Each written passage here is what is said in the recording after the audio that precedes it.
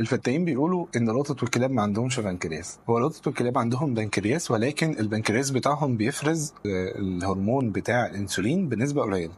فاحنا طبعا لو هو ما عندوش بنكرياس مش هيقدر ان هو يهضم السكر او النشويات او الحاجات دي. احنا معظم الاحيان بنلاقي ان قطط مثلا او كلاب اتصابت بمرض السكر. طب ليه النقطه دي؟ لان هو بيفرز كميه قليله جدا.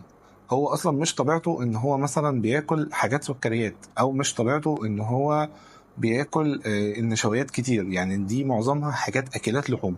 فهو ربنا سبحان الله مديهم البنكرياس، ولكن بنسبه قليله ان هو بيفرز الانسولين.